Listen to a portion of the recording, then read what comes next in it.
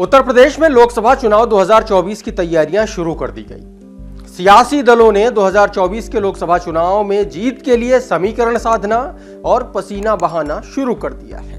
केंद्र की सत्ता पर काबिज होने की इस लड़ाई के बीच यूपी में दिल्ली और यूपी के उच्च सदन यानी कि राज्यसभा और विधान परिषद के लिए भी चुनावी चौसर बिछेगी। राज्यसभा में यूपी के कोटे की 10 सीटों का कार्यकाल 2 अप्रैल 2024 को खत्म हो रहा है। वहीं विधान परिषद के भी विधायक कोटे की 13 सीटें 5 मई को खाली हो जाएंगी। इसलिए लोकसभा चुनाव की रणनीति बनाने के साथ साथ दलों को इन सीटों का भी गुणागणित साधना पड़ेगा, साथ साथ और पसीना भी बहाना पड़ेगा और इसके लिए जी तोड़ मेहनत भी करनी पड़ेगी। तो क्या है राज्यसभा और विधान परिषद की सीटों का गणित और ये पूरा खेल, और कैसे यूपी में इसे लोकसभा के साथ साथ उच्च सदन पर सभी दल अपनी रणनीति पर जोर आजमाइश करेंगे, इसे विस्तार से समझने की कोशिश करते हैं। नमस्कार, मेरा नाम प्रशांत है और आप देखना शुरू कर चुके हैं डेली लाइन का एक्सप्लेनर।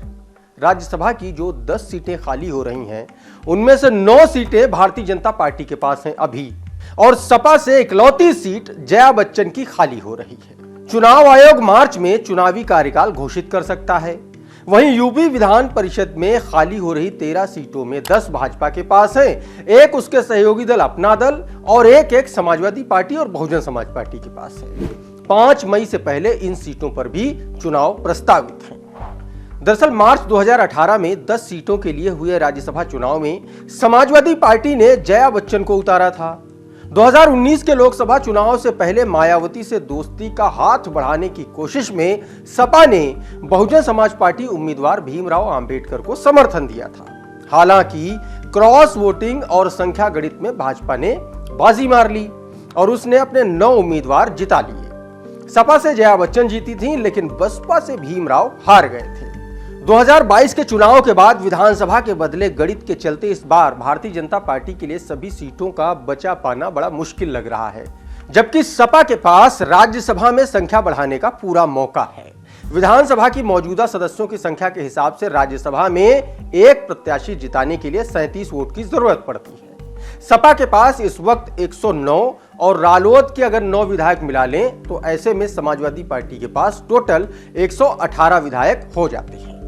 ऐसे में समाजवादी पार्टी उत्तर प्रदेश में कम से कम राज्यसभा की 3 सीटें जीतने की स्थिति में हो सकती है। रूलिंग गठबंधन के पास कुल 279 विधायक हैं, जिसमें भाजपा के पास 254, अपना दल सोनेलाल के पास 13, निषाद पार्टी के पास 6, सुभाषपा के पास 6 विधायक हैं। ऐसे में 7 सीटों पर उसकी जीत पक्की मानी जा रही है। इसके अलावा कांग्रेस के पास 2 और जनसत्ता दल के पास 2 विधायक हैं। वहीं बसपा के पास भी 1 विधायक बचा है। जनसत्ता दल का समर्थन आमतौर पर भारतीय जनता पार्टी को रहता है। पिछले एमएलसी चुनाव में कांग्रेस और बहुजन समाज पार्टी ने किसी भी पार्टी के उम्मीदवार का समर्थन नहीं किया था। हालांकि लोकसभा चुनाव के लिए पक्ष और विपक्ष दोनों ओर से नए दोस्तों को जोड़ने तोड़ने की कोशिशें चल रही हैं। पिछले साल जुलाई में कांग्रेस पहली बार यूपी में विधान परिषद में 0 पर पहुंच गई थी। अगर इस बार कोई दोस्त नहीं मिला तो विधानसभा में 1 पर पहुंच चुकी बसपा मई में विधान परिषद में 0 हो जाएगी। उसके पास केवल 1 विधायक है और इस आधार पर उसका उम्मीदवार पर्चा भी नहीं भर सकता, क्योंकि नामांकन के लिए भी 10 प्रस्तावकों की जरूरत होती है और विधानसभा में मौजूदा गणित के हिसाब से विधान परिषद में 1 प्रत्याशी जिताने के लिए 29 विधायकों की जरूरत पड़ती है। अब ऐसे में अगर सत्ता पक्ष और विपक्ष अपने मौजूदा सभी सहयोगियों को इस होने वाले चुनाव तक साधने में सफल रहे तो भारतीय जनता पार्टी गठबंधन कम से कम 9 और समाजवादी पार्टी और राष्ट्रीय लोकदल गठबंधन 4 सीटें जीतने की स्थिति में हो सकते हैं। इसका एक बड़ा फायदा सपा के लिए यह होगा कि एक बार फिर से वो विधान परिषद में नेता प्रतिपक्ष की सीट पर बैठने की दावेदार हो जाएगी। विधान परिषद में अभी उसके 9 सदस्य हैं और विधान परिषद में नेता प्रतिपक्ष के लिए जरूरी 1/10 सदस्य के मानक से वो 1 पीछे है। 5 मई को खाली हो रही सीटों के हिसाब से समाजवादी पार्टी की सदस्य संख्या घटकर 8 रह जाएगी और सपा के पास अपने 109 विधायक हैं। ऐसे में कम से कम 3 सीटें वो अपने दम पर भी जीतने की स्थिति में है। लिहाजा विधान परिषद में उसका दहाई में जाना तय माना जा रहा है और उसे नेता प्रतिपक्ष का पद वापस मिल जाएगा। देखना बड़ा दिलचस्प होगा कि एक तरफ लोकसभा चुनाव के लिए दलों की रणनीति बन रही है और उसी के साथ राज्यसभा और विधान परिषद के जो चुनाव हैं उसमें भी अपनी सियासी ताकत दिखाना पड़ेगा और उसके लिए सभी दलों ने अभी से अपनी गोटियां फिट करनी शुरू कर दी।